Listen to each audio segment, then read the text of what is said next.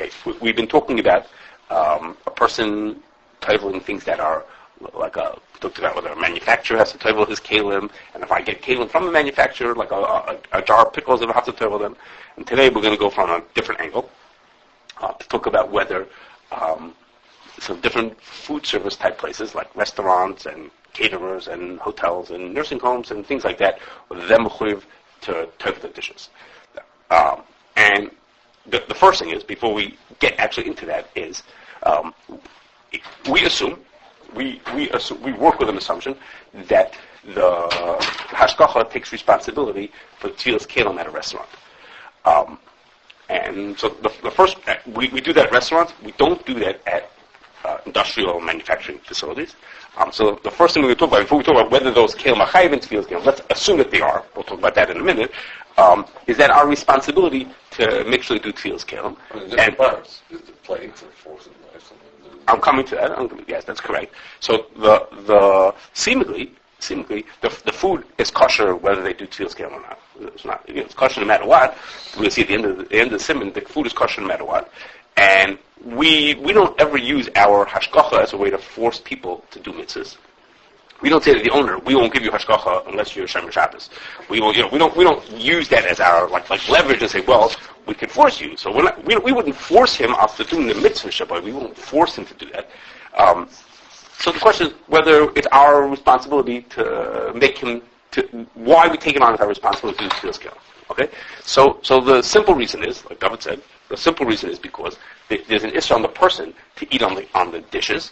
So if a person walks into the restaurant and they put him on a plate and give him some silverware and a cup, then he's eating on that food. So it has nothing to do with the kashrus of the food, but it's a little like we feel responsible for the customers. We're telling customers you can eat in the store, and if we didn't title the dishes, then the cup that they drink out of, the cup that they're drinking out of, they're doing the wrong thing to drink out of that cup. Okay, now that would only explain two parts of the question. That would explain why we title the things that are used in the restaurant, in the front, where the customers eat from. And it would explain why industrially we don't care about tevillas keilim. Okay, but it wouldn't explain then why we're makbid on their pots and pans. Okay, we tell them they have to title their pots and pans also. And that wouldn't explain that because no one's eating out of that. Okay, I got a tevillah program. Okay, so one answer is yes, it's just aga. Once we're doing it, we're ready. Once we told the guy you have to do tevillas keilim, when do you have to do tevillas keilim? This, not this. It's the same thing. Okay? Rabelsky had a interesting look at it. He said, as you know, we have the mashgichim either because they have to work, because they get paid, or because for Bishri Yisrael reasons they end up cooking with the pots and pans. So we're doing it to save the mashgiach.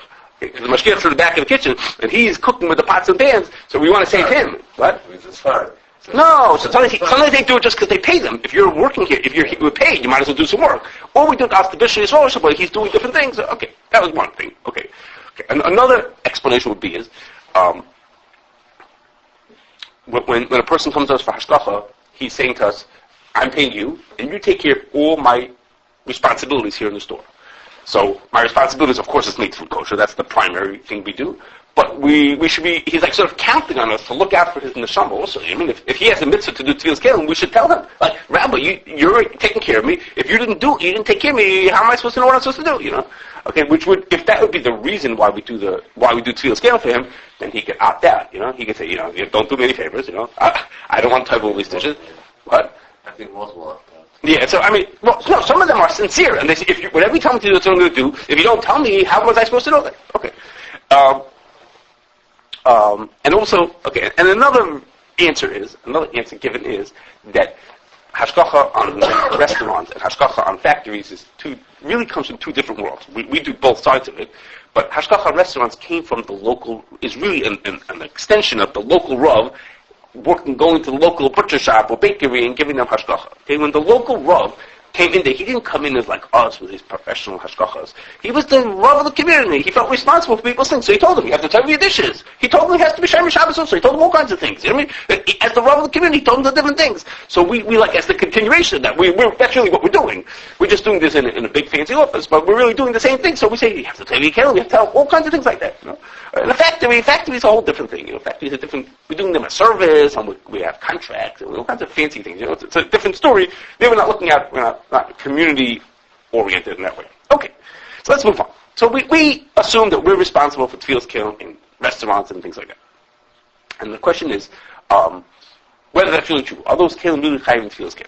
Okay, we tell them that they have to, and the question is if they're Chayim and Tevillas Keilim. So before I get into it, I'm going to just mention in passing, Shlomo Miller, a few years ago, there was a Kashrus conference in Toronto, and the night beforehand they had a question and answers with Shlomo Miller, and they ate supper together, and then he answered all kinds of questions and answers, all kinds of questions. And one of the questions was whether a nursing home has to do Tevillas Keilim. And I don't remember if they said it in the question, but he said it in the answer. He said there was a tzad to say, he didn't say tzadin, he says a tziruf to say that they're not l'chuy to because the government, the government takes responsibility for nursing homes. You're caring for these elderly people, and they have the right to walk in at any time and kick out the owners and take it over. Okay, they feel like an achrayus to these people. It's not like a hotel. They feel like a restaurant. Over here, they can just kick you out. You're like helping them for now, but they can always kick you out. So he held there was a side of them having like a partial ownership. What? Such thing that what they kick you out. Meaning, if they think that you're not taking care of the people properly, if you're not taking care of your responsibility. Take you to court for being whatever. They can take away the building. I guess take away your license and management. You're not doing the job. It's second meetings. They're coming in back, but you don't take away your license. They can take over. Okay, I just remember he said something. All the licenses in Chicago, they can start running them for money, so they want to do that. Okay, so let's go on. So what's the reason why it shouldn't be Tevillas Keilim? So Dayan Weiss, and there are others before him, and even since him, who have made the same point. He says this, what we've been talking about, which is why we're doing it in this din, is that there's something called klei schayra, things that are meant for business purposes. The case in the Ramah was the person bought, maybe the Machaber even said it. Machaber said it. A person bought a scissor to cut paper. Okay, he's not using it for food purposes. Or another case was he bought keilim that he's going to sell to other people. It's klei schayra. It's not meant as klei suda. You don't eat from this. And the mela, you're not mechuyev in tevillas keilim for those things. You're not mechuyev in tevillas keilim. So he says the person who owns a restaurant, the person who owns a hotel, it's not klei suda. It's klei schayra. He does business with these things. For him, he could just as well be selling shoes. Okay, it happens to be that he sells food and the food goes on plates, but the plates for him it's just a business. Okay, it's not something that he eats on, and therefore that person is not mechuyev. He's not mechuyev to tevel all those keilim. Okay, one of the cases in the Shevet Sefer was a guy who wanted to eat on a train. Okay, the commissary, the concession belonged to Jewish people who weren't teveling the keilim. He wanted to drink a cup. Okay, we had it recently also. Someone told me from a different city. You can hear about the story later today. They were going to have an event for 1,700 people, and in a hotel. And the hotel owns all these kind of dishes, and then a whole set of kosher dishes. And then they realized, like in the last minute, they said, the owner of this hotel, he was a Jewish event, and the owner is Jewish. And of course, he's very proud that he's Jewish. And he's hosting this big Jewish event. And like a few days before, they were like, oh my gosh, maybe we have to tevel a keilim. Okay, try to imagine teveling hundreds of keilim at that point. Anyway, in the end, it turned out there was a Goyish partner there, but they were like really relieved. The poor owner had no idea what they were so excited about his. Okay, so over here we have a person who does it, who has his dish is. The Dayan says it's klei schayra. He does it for business purposes. Okay, now whether that svara could work for the pots and pans is not so clear. Okay, it's not so clear if the pots and pans qualify for that because pots, no one eats out of pots ever. Okay, pots are considered klei suda because they prepare the food that people are going to eat at a meal, which is exactly what they're doing here. Okay, I'm not sure if he would have said his thing by the pots and pans. It's for him to do business with. Right. But anybody who cooks potatoes, it's for making food ready for eating. To eat, here it's making food to sell. Making food ready to sell. Okay, that's it. Okay. So you hear by plates, you hear better. The plates are forms and nice. Yeah, because the owner here, plates only chayiv if you eat with them. I don't eat with them. I just do business with them. Pots are chayiv if they make food for eating. That's what they do. They make food for eating. So I hear that different than the plate. A plate is if you eat with it. Okay, so the eater. So the question is that's what I'm about to talk about. So the question is now the another aside before I get to what you just said is Daimai says, he says, well, wait a second. What I'm saying only makes sense. He says, maybe you'll tell me that the owner of the restaurant, once in a while, eats some food from his restaurant also. He says, so why don't we consider it to be Klei Suda? Because the guy, once in a while, he sits down and takes some of the food out of his restaurant, takes some French fries on a plate and he eats them. So now, sometimes he does business with them. Usually he does business with them. Occasionally he eats with them. So they should be, the din that the Ramos going to talk about, I think it's going to be us next time, is the Ramos talks about, is to use it occasionally. If you use something derech harai, then it's chayvus. So I usually use it for business. I sometimes use it for eating. What are you talking about? In this halacha, that if you use something b'derech harai, if you use something temporarily for food, you have something that's etzem for cutting paper, and you occasionally use it for food, it's chayv and scale.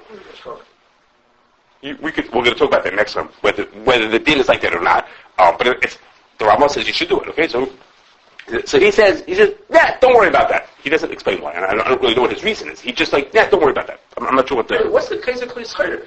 Klei Schayr, not chayv and tevillah, right? Correct. What are we talking about? Not that a guy temporarily wants to eat from it. No, do I have a mitzvah? No, do I have a mitzvah to Keilim? I have a kli. I own a house for a store, and I have 100 cups in my store. Do I have to title them? Really? Yeah, that's I'm not going to eat from it ever.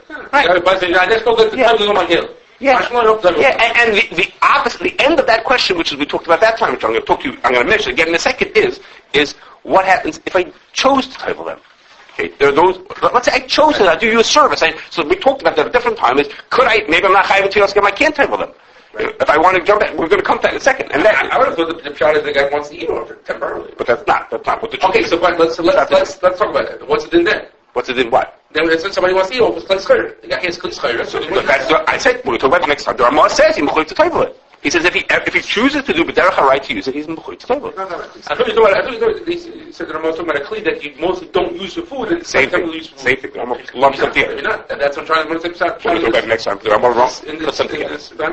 Don't lump them together. No, Daimai is dead. Don't worry about that. He says.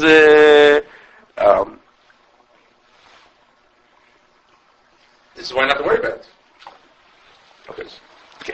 So one of the reasons to question what we said is, I said Daimai says you don't have to title them because it's Klei Schayr. Okay. So the question is, we saw that in there's a machlokes about that din. Okay. Shulchan Aruch says if I have Klei Schayr and I lend them or rent them to somebody else, and that person chooses to use them for food. Okay, for me it's Klei Schayr, and he borrowed it from me. I had this scissor that I used for cutting paper. He borrowed the scissor from me, and he uses it to cut food. Then the din is, the Mechaber says he's not chayv in tevillas keilim. Why? Because it's the owner who makes the decisions whether something is chayv, whether it's for food or not for food. The fact that you're using it, you're the not owner. That doesn't count. It doesn't make a difference if you decide to use it for something else. But the Taz and Shach bring that the Issav had to argues, and he says if the person who borrows it or rents it chooses to use it for food, then you are mechuyev in tevillas keilim. The Taz and Shach say you should be makar and do tevillah that bracha. So the question here is, let's say that for the owner it's not it's Klei Schayr. Well, accept what the Daimai said that it's Klei Schayr. Fine, for him it's Klei Schayr. But as soon as I walk into the restaurant to eat, he just lent me his plate. He said I could use the plate. I sat down and eat the plate. For me, it's Klei Suda. So I should be chayv in tevillas keilim now. Okay, so according to the Mechaber, you wouldn't be chayv in tevillas keilim. According to the Taz and Shach, say you should be choshesh for this Issav Hechsher, so then I should be chayv in tevillas keilim. Okay, now if you're going to say that I'm chayv in tevillas keilim, we come with this crazy scenario, which is the owner, according to Daimai, wasn't chayv in tevillas keilim. When I walk in and say, "Hi, can I have a slice of pizza?" All of a sudden, I'm chayv in tevillas keilim. Now, of course. What am I supposed to do now? What am I supposed to do? My tevillas keilim. I'm going to run out to the mikveh when the guy gives me my plate. Hold on a second. Before you put the food, I'm going to run to the tevillah. What am I supposed to do with that thing? Okay, we talked about it. The owner can't title it. Right, so now we're really messing with that other side, which is, could you title it before you have to? So according to, because we make the restaurant when we title it. We'll talk more in a second. Other reasons why. We tell them they should title it. But according to Diane Weiss, we're not doing them a favor. I mean, we're not helping really, because we're titling it. There are those who are titling before the time doesn't help either. So if that doesn't help, so what's the guy supposed to do with it? Okay, so you walk in and you say to me, give me something to eat. Now all of a sudden it becomes chayv in tevillas keilim. Now what do I do? Okay, so, but it's a question. Okay, it's a question which is, even if Daimai was correct that it's not chayv in tevillas keilim, because for him it's Klei Schayr, it's only for him that it's Klei Schayr. For the patrons, it's not Klei Schayr. Okay, now the patron. It might be different than somebody who borrows Keilim. Because The guy patient in a place, he's not really borrowing the Kli. In other words, the owner could say, one second, I need that Kli, I'll give you another one. There's not going to be rights to this Kli, so maybe he's not considered a shayla on this Kli. Actually, I actually thought punkt fakir. Okay, I actually thought punkt fakir, and this is what I thought. The Mechaber said that the owner is the one who makes the decisions whether it's a Klei Suda or not Klei Suda, and the person who borrows it doesn't get to make those decisions. When he decides something, doesn't count anything. Over here, it's the owner who decided that the borrower is going to use it for food. I opened up a restaurant. I bought the plates so that people could eat on them. So it's not like I bought a scissor for cutting paper, and you had to change the kavanah and start using it for food. No. I bought a plate so that you could come in and eat on it. That's why I bought the plate. So the owner made the decision. So maybe even the Mechaber would agree in this case that it's chayv and tevillas keilim, because it's the owner made the decision. When we say a borrower can't make the decision, but that's because the borrower is doing something what the owner didn't have in mind. Okay, but here the owner had that in mind. That's what I bought the plates for. I have 100 plates because I want people to come in and eat on them. That's the whole point of it. So therefore, maybe even the Mechaber would agree that it's not clear, that's chayv and tevillas keilim. Because as soon as you borrow it, you're borrowing it not with this different kavanah than I had in mind. It's not really borrowing. There's no real shayla or schitas here. That's what I'm trying to say. It's different than a normal, when I borrow plates from somebody, I'm borrowing the plate. I have a right, you can't get it back from me. If I borrow it for a week, you can't walk out the store with it. What? And you're allowed to leave the store? Yeah, you're allowed to leave the store. So you think that makes me not a borrower? You're using the owner's plate. I know a place can use like in a hospital room or a nursing home. You don't really, the guy doesn't really have real schiras or shayla on the room. Okay. Because the hospital can move you around. It was moving in the yeshiva also. Okay, so you want to, so you're saying, I'm saying is, we could both be correct. I'm saying is that the owner has made a decision that the person using it should use it for food. So it's the owner's decision. And maybe the Mechaber should agree. And you're saying that the guy who's borrowing it, he's not even a shayla. He's so little that he shouldn't count as anything. So there's something less than a bingo shayla. There's something less than that. When the Mechaber talked about and the Isra had to argue about a shayla or a soicher, because the guy at least has a little bit of rights. He at least has a little bit of rights to use this thing, and you essentially have no rights to this thing. You have a zero rights to this thing. Okay, maybe that's more. Okay. It so happens. I think this is in the Shevet Sefer. He says he wants to be makel. He brings up this point. He says why don't you say this that you should be choished after Isra Heter? He says, okay, maybe it could be makel by glass, which is what he was talking about on the train. They were talking about glass. Okay, it could be makel on the Darbanan. Maybe the Isra Heter himself didn't mean it by Darbanan. I'm not sure where that comes from. Maybe he only meant it by the rices, not by Darbanan. But that'll help us for a glass. It's not going to help us for a silverware. Okay. Now, the more basic reason why others disagree with dynamites, okay, is not. I'm saying to you, we have this chash al system. You should have the tevillah. But they say is when I buy dishes to serve people food on them, that's not klei shara b'chlal. Okay, when we say klei shara, I bought it for cutting paper. I cut it for selling plates. That's at least I'm in business with this thing. He says, that's not what the guy bought the plates for. This guy bought the plates for to serve people on. They say imagine if a guy buys silverware, buys plates that only some of the people in the family are going to use. You wouldn't say it's not klei suda, because it's for the other people in the family that you bought it for eating on. Even if you personally are not going to eat it, and everyone else in the family is going to eat, so that's what you did. You bought plates that everyone should eat on. Over here, instead of it, your friends eating on it, it's people who pay you are going to eat on it. But basically, you bought it to eat on it. And the point is made stronger by the fact that the Gemara doesn't say that klei shara potter. There's no Gemara that says that. What the Gemara does say is that klei suda are chayiv. Klei suda murim b'parsha. From which we sort of infer, well, klei suda chayiv and tefillah, but klei shara are not. Klei shara is the opposite of klei suda. Are these klei suda? Of course they're klei suda. What do you think they are? The guy runs a restaurant. He serves food. It's not a gardening store that he has cups in it for gardening. It's a restaurant. So it's klei suda. The Gemara that talks about it says you have to type of klei suda. That's what these are. They're meant for sudas. Okay? That's how these people are saying it. They're saying is, when I buy the plates to give to a lot of people, to let people eat on it, the fact that they pay for the service doesn't make a difference. The mice is they're paying for eating, and we treat it as klei suda. And in fact, that's what most people do, seriously included, that they consider these things that they are chayiv and tevillas keilim. We treat them as klei suda, not as klei shara. Hagam that the guy makes money off of the thing, we treat it as klei suda. Okay? Now, that's all true for a restaurant and a hotel and nursing home, etc. It's harder to justify it for a different thing, which is a dish rental business. Okay? A person who's in a dish rental business, he buys thousands of plates and forks and whatever, not for use. He doesn't eat on them. He doesn't serve on them. He doesn't do anything with them that has to do with food. All he's in the business is of renting them out to people. Okay, so for that guy, it's harder to say that those are not klei schara. He has them. Now, he's not like a store owner that means to sell them, who has nothing to do with the food. It's you, the buyer, is going to use it. But in this case, the guy who owns the business, he only owns these plates for lending out to people, for renting out to people. Okay, so it's harder to say that these are meant for eating. If I'm like a restaurant, in a restaurant, I bought the plates so I could serve people food on it. Here I didn't buy it to serve it to people. Here I bought the plates just to rent it out. So it's easier to hear what Dayan Weiss is saying, and at the same time, it's easier to connect the Issa V'Heter, even the way you said it. The Issa V'Heter is more negated. One of the cases in the Mechaber is, I bought it for schara, and I rent it out to somebody else. That's what this guy does. Okay, so there, it's easier to hear that it should not be chayvin tevillas keilim by the owner, by the person who owns it, but yes, chayvin tevillas keilim by the renter. Okay, which is going to, according to the Issa V'Heter, which will run us into that problem. Am I confused? No. Which will run us into that problem that what's the guy supposed to do?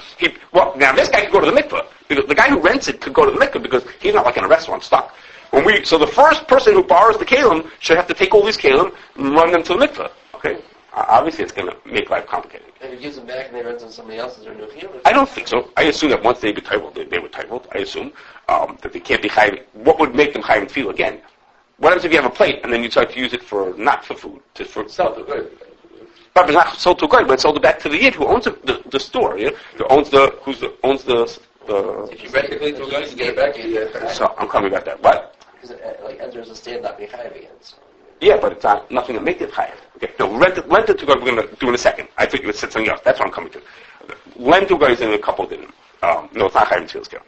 But there's a little wrinkle to this business, which is there are people in the dish rental business. In fact, people who we know, who have 3 sets of dishes. Okay? They have their kosher dishes. That's what we give hashgacha to. They have kosher dishes. Those, what we're talking about, there's a good argument to be made that they're not chayvin tevillas keilim by the owner. They are chayvin tevillas keilim as soon as someone rents them, and then we have this complication of how to do that. Okay? Then they have keilim that they have treif. They're treif keilim. They rent it out to any guy who walks in the door. The keilim are treif keilim. There's a question about that. In the Maral Diskin says that those are not chayvin. Whether the chayvin tevillas keilim. In the chayvin tevillas keilim, the Maral Diskin says that they're not. Okay, they're not chayvin tevillas keilim. He says he has a few different reasons, but he says things that are meant to be given out that are used for treif are not chayvin tevillas keilim. Rabbi Friedman had this question. Somebody asked him. He said he's a chef in a treif restaurant. So he was calling Rabbi Friedman, asked am I allowed to work in a treif restaurant? That's part of the question. But part of the question that he asked him is that the chefs like to have their own knives. He says, I have my own set of knives. I own the knives. But I use these knives, of course, only in the treif restaurant. I never use them at home. So his shaila was whether it's chayvin tevillas keilim. The food, these are knives that are designated for use for treif food. So the Maral Diskin says you're not chayvin tevillas keilim for those things. You're not chayvin tevillas keilim. The stickiest part will be what about, in fact, one of the people we know has like his kosher style dishes. Okay? They're like sort of kosher, which is to say the people who borrow them are people who borrow them only for kosher food, but no one really has any idea what they do with them. No one knows whether they don't watch the Keilim. So, if you want from them, you're taking your chances of what the guy is. It's people that quote-unquote kosher style are interested in kosher style Keilim. Right. Don't strike me these type of people are interested in kosher. They're interested in kosher style food, not interested in kosher style Keilim. So, if you're in a Keilim parasha, then you're beyond kosher style. That's what I would think. Well, the bad news is you've probably eaten on those Keilim. Okay? There's lots of events that go on in town where if the food is kosher, but there's no hashgacha for whatever complication, there's no hashgacha on it, so he can't lend them his kosher dishes. When those people want to rent dishes, they rent the kosher style dishes. Anyhow, yes, it's a problem. So those kosher style dishes, kosher, whatever, they're in between kosher dishes, in between kosher. Right. So who's borrowing those dishes? Who borrows the dish? Who rents the dishes that are sort of kosher? It's not your average guy in the street. He can take the treif dishes. Who's taking the sort of kosher dishes? Obviously, these are people who, they're Jewish people. Obviously, they want to eat kosher. Obviously, they want to eat kosher. Then, whatever reason, they're not getting the right dishes, but they want to eat kosher. So those are not dishes that are meant for goyim. Those are dishes that are meant for yidden. If those dishes are meant for a yid, then they're back to this question of being chayim tevillas keilim as soon as you borrow them, or maybe. Again, now we actually make him tevel his dishes, the ones we give hashgacha, make those people tevel their dishes. Whether that's correct, it's not so clear to me. Okay, the argument of dynamite is stronger over there that maybe they're not chayim tevillas keilim until the first person borrows them. Okay. So we make them tevel them when he purchases them. Yeah. Why don't we do a mock rental to somebody and then? So maybe you could, or maybe you could take them, or you could get into that. Or you could eat lunch on them, right? You could just start, he could say he wants to eat. Right, but if the first guy, you could rent him. You say, okay, rent it to somebody, then we'll run to the mikveh. We'll do like you said, a pretend rental to a guy, and then we could maybe. So maybe we should do. But right now we tell them every dishes, that's what we do. Okay. The last question to talk about. Yes, That was a rental to a guy. How does? I mean, he checks out the kosher status of people who want You want to know how he does this bit? We'll talk about that. Not Tevillas Keilim Shayla. Okay. I mean, it is a Tevillas Keilim Shayla, but not, we're talking about what's bothering you. The kosher style. No, the kosher. No. The ones that have hashgacha? Yeah. Oh, they have to go to a place with Oh, hashgacha. and he doesn't lend it to private individuals. Only if there's hashgacha. He only goes to a place that has hashgacha. No, we control those, that they only go to the right places. Or they go to a caterer. Let's say a caterer's making an event. He has only 500 dishes. He needs 600. He borrows 100, and then he gives it back to him with hashgacha. The real ones. Okay, so one last question that has nothing to do with what we talked about beforehand, but it's relevant to like these kind of events, like caterers. People deal with a lot of dishes. Is what would happen if a person has some? Let's say I'm going to use silverware. It's the easier example for us. A person has silverware, and they have a piece of silverware that didn't get titled, and it got mixed into keilim that were titled. Okay, so in the house, it's not such a relevant question. It's not as much of a question, but for that's why I bring it today, because our caterers, I believe, they have hundreds of pieces, so they have more of a question of what to do if all of a sudden they bought another 50 pieces, and now they can't figure out which are the 50 forks that weren't titled, and there's 500 forks that were titled. Okay, so there's a similar din. The Mechaber talks about in Simkuf Beis, which is what happens if a person has keilim that were treif, they got mixed into keilim that were kosher. Okay, and the Mechaber says. It's Bitul. It's Bitul B'roi. Okay, as long as there's more kosher keilim than treif keilim, it's Bitul B'roi. Okay, there are those who argue over there that say it's davasheshel matirim. It's in the siman of kofes of davasheshel matirim because they say it's easy to kasher things, and the Mechaber holds it's not so easy. That's why he says it's not chayv in tevillas keilim because it's not easy. It costs money and it's a pashka. So it's a question within the details of davasheshel matirim. Is this easy or not easy to kasher the keilim? But in the principle Shabbai, which is that if it would be easy, you would be mechuyev to kasher all the keilim, and if it would not be easy, then you're not mechuyev to that, and it's not considered davasheshel material, and therefore, so whether it's Bitul or not depends on whether it's a davasheshel material, a sort of a davasheshel material. Okay, that's what it talks about in Hagol's keilim. For Hagol's keilim, it's in Simkuf Beis, and similarly, the same shayla, the same diyun would apply to Tevillas keilim, which is to say. If it happened in my house and I have 3 forks, one was not teviled and 2 were teviled, we would say is that's an easy thing for the person to do. Go tevel the 3 forks, and therefore you would be mechuyev to tevel them. You would see it would be like a sort of davasheshel material. Okay, if we had, like in the case that I told you, in the case that I told you about this hotel that was doing an event, they had for 1,700 people, and they owned 1,700. They owned 1,700, as I remember, they were cups or bowls. Okay, for their 1,700 guests. Okay. Well, when they finished the event and they were cleaning up in the kosher kitchen. They came back. There were 1,802 kosher cups. so the mashgiach and the Rav Mashir were trying to figure out what happened to the kashrus of it. How on earth did they slip in 102 treif ones into the kosher ones? Okay. I was with the Rav Mashir for like a day while he was trying to figure out. Glass? So they were not glazed. I do not believe they were glazed. But the question for the Hagolah's Keilim and for the Tevillas Keilim, okay, imagine if you had this situation, okay, you got 102 dishes slipped in here, so to say that you won't say it's easy to tevel 1,800 things. Yeah, well the problem was, one of the issues that there was is that in this hotel, the kosher and the treif, in this case cups, use the same pattern. Okay, the way you're supposed to do it, the way it usually is that the kosher trader use different patterns. So this one you could tell what's kosher trade easily. It's a hashkacha issue. They have different patterns. The hotel didn't do that. Okay. So it wasn't glass. You don't have to tell it. It was carbon. It was. The problem was. I'm talking about the kashing of it, but I'm talking about the kashing of it. But the kashing of it, the kashing of it had first of all there was a lot of them. So even the Taz and Shach who talked about that maybe it's easy to do it probably wouldn't be 1,800 keilim as easy. And as I seem to remember that they were ceramic, so they had a problem. They couldn't be kosher, so it wouldn't be double material if you can't do it. Okay, but the idea is if a guy's got 1,800 pieces, of which 102 of them weren't tevillah, so then you wouldn't say that it's a double material because it's easy to do. It's not easy to tevillah all those things. Okay, so that would be the simple understanding. I'm not going to tell you, Rabbi Genak has a whole idea as to why it's not the same, why tevillas came and hagol came are not the same thing. But I want to tell you a machlokes. Okay, I'm going to end with this. A machlokes. It's like this. I'm telling you that just like by hagol's kelim, it's within the range of davar sheish l'matirin to say I could kasha the kelim. Again, it's a machlokes. It depends if it's easy or not easy, but it's in the range of davar sheish l'matirin. So I'm telling you that tevillas kelim was the same thing. It's also within the range of davar sheish l'matirin. Okay, and Rav Moshe essentially says like that. Okay, Rav Moshe in the Tshuva talks about not exactly, but a similar question. He essentially considers it like a davar sheish l'matirin. Which is what? Eat it beheter. You could tevillah it. You could get it out of the problem. Okay, Rosh Zalman says it's not true.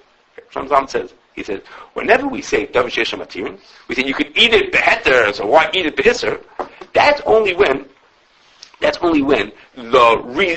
way to get out of the shaila is through some other means. What's the classic case in the Gemara? I have a bay that was maybe null to be yomtiv, so I could wait till tomorrow. If I wait till tomorrow, I could avoid the shaila by waiting till tomorrow to eat it. By the hagol of Keilim, I could get the isser out. I could kasha the Keilim. I get the isser out, and then I can use the kli. So why use the treif kli? I can get the isser out and use the kli without it. He says by tevillas Keilim, what are you saying to me? He says you have the ikar din is that it's bought the baroiv, but I'm telling you should be machmir to do what? To say it's not bought the baroiv. Okay, to be machmir to do tevillas Keilim. The shaila says it needs tevillas Keilim, does it not need tevillas Keilim? I don't have a side way to get out of the isser. I'm not. Davar sheish l'matirin says I have a side way to get out of the problem, which is like wait till tomorrow. I can cash it and get the bleed out, and my kli will still be. I'll just move the isser away from here. But I can do that. To tame it, I have to do exactly what I wasn't. That's what I'm trying to not do. The shaila is, do I have to tevillah it? To say to tevillah it, he says that's not included in davar sheish l'matirin. Kashering the isser and the kli are two separate things. Isser and the kli are two separate things. So it's a tevillas kelim. It's a kli. Okay, he says. Let's say two that are used for tevillas and one for basar, so that say it again. If you have, if you look at the blias is okay. So the whole doshos material is only b'mina. Okay, it's too deep for me. I'll have to think about it. He has an interesting writing. He says, "Why do we ever say?" He says, "By in Hilchas in Hafrashas Chala, okay, Chalas Chutzarts is a drabanan. It's maybe even less than drabanan. Okay, it's Chalas Chutzarts." He says this. So he says, why do we ever say you could be makel? Now, I had a hard time finding a case, but I did find one. Why does it say that you could be makel about a case of chalas chutzarts? Because Safik Drabanan L'Kula, you could be makel about a chalas chutzarts. He says, why don't you just say the ikar din of hafrashas chala you could do even with a tiny bit? He says, why isn't it davar sheish l'matirin? Tell the guy, just take off a little piece and be mafresh. Once you davar sheish l'matirin, it's easy. Just take off a little piece. And this is the chala. That's it. Take one grain off, and that'll be enough. He says that's a right to what he's saying, that when the shaila is should be mafresh chala to say, oh, go just do what you have to do. That's not considered davar sheish l'matirin. The only davar sheish l'matirin if you can get around it from a side way, like you find some other way to get at it. Look, I just thought that was interesting. Okay.